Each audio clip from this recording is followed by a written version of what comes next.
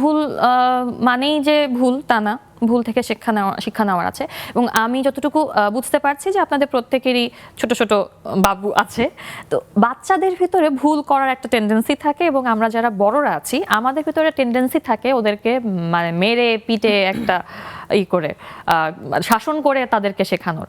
তো এটা থেকে ভুল, এই প্রসেসটা কি ভুল? প্রাপ্তি আপু, আপনি যদি একটু বলেন।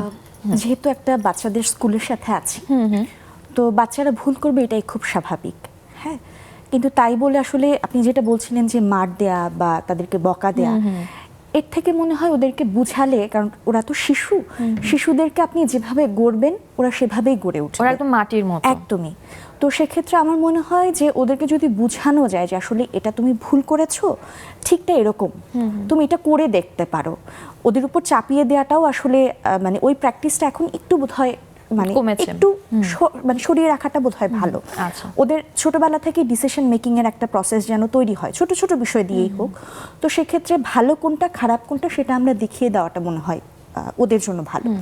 সেখান থেকে ভালোটা যেন ও নেয়, সেটাকে আসলে কোনো না কোনোভাবে আমাদেরকেই বোঝাতে হবে। ভুল করুক, ভুল থেকে শিখবে, এটা আমরা সবসময় শুনে এসেছি।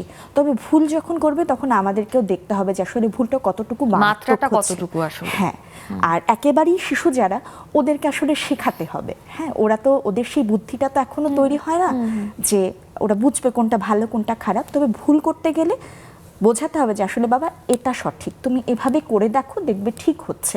ওরা যখন এটা বুঝতে পারবে যে হ্যাঁ আসলেই তো এভাবে করলে ঠিক হচ্ছে, তখন ওরা কিন্তু ভুলটা আস্তে আস্তে ওখান থেকে সরে আসতে পারবে। তখন ওরা ওই বুঝটা আসলে তৈরি হবে। হ্যাঁ, বুঝটা তৈরি হতে একটু সময় লাগবে, এটাও অনেকটা হেল্প করবে যে হ্যাঁ আমি তাহলে দেখি অন্যভাবে করা যায় কিনা। নেলি আপু, আপনি তো একজন শিক্ষক, তো স্কুলের বাচ্চাদের ভিতরে তো অনেক ধরনের ভুল করার প্রবণতা থাকে, সুরে ভুল করে ফেলে, যেহেতু সঙ্গীতের শিক্ষক, কিভাবে এগুলো ম্যানেজ করেন বা হ্যান্ডেল করেন, কিভাবে শেখান ওদেরকে? আসলে সঙ্গীত গুরুমুখী বিদ্যা, আসলে ওই ব্যাপারে গেলে অনেক প্রবলেম। যখন সবাই যে ক্লাসে, এখন তো নতুন কারিকুলাম হয়েছে, আমি শিল্প সংস্কৃতি বিষয়ের শিক্ষক, তো 6 থেকে 10 পর্যন্ত, 9 পর্যন্ত আর কি, এই বিষয়টা একদম আলাদা করে বই আকারে চলে আসছে। এখন কিন্তু বাচ্চাদের অবশ্যই গান গাইতে হবে, ড্রয়িং করতে হবে, আবৃত্তি করতে হবে, নাটক, অভিনয়, নাচ। এখন এটা একদম মানে গভর্নমেন্ট ওইভাবেই চলে আসছে যে শিক্ষা মন্ত্রণালয় থেকে বই এভাবে আসছে, আমাদের পড়তে হবে। আগে যেটা ছিল যে তুমি গান করতে আগ্রহী হলে গানের ক্লাসে আসো, বাকিরা চলে যাও, এই টাইপস। কিন্তু এখন কিন্তু পড়তে হচ্ছে।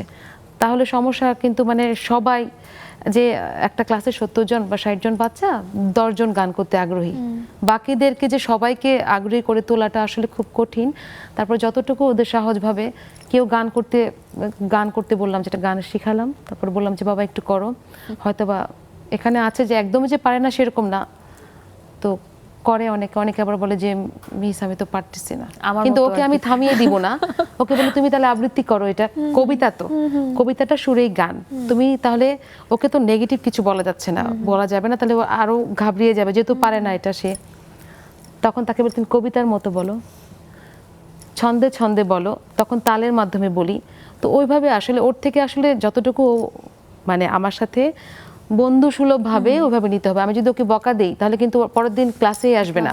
হ্যাঁ, তো এই জন্য যতটুকু পারা যায় মানে বন্ধু সুলভ হয়ে, মানে বাবা খুব ভালো হচ্ছে, আমি যেটা করি যে খুবই সুন্দর হয়েছে, একদম তুমি একদম বেস্ট, সবাই জোরে হাততালি দাও, ওটা খুব ভালো হয়েছে। এটা হয় কি, প্রশংসা করলে আসলে যে কোনো বাচ্চা না, যে কোনো মানুষই দেখা যায় যে আরো উৎসাহটা বেড়ে যায়। তা আমি উৎসাহ দিই সবসময় যে খুব ভালো হচ্ছে। আসলে কি দেখা যায় পরের দিন ঠিকই আমি যাকে উৎসাহ দিলাম সে একটু প্রথম ভয় পেয়েছে, পরের দিন দেখলো ক্লাসে এসে মিস আমি করব, ওর মতো করেই করো, কিন্তু চেষ্টা করেছে। তার মানে কি যে আসলে বকাঝকা ওইভাবে না দিয়ে যদি বুঝায় বলা যায়, আমার মনে বাচ্চাদেরকে একটু স্নেহ, ভালোবাসা, আদর দিলে আমার মনে হয় যে আমি 100 ভাগ চাচ্ছি, আমি কিন্তু 80 ভাগ নিতে পারবো।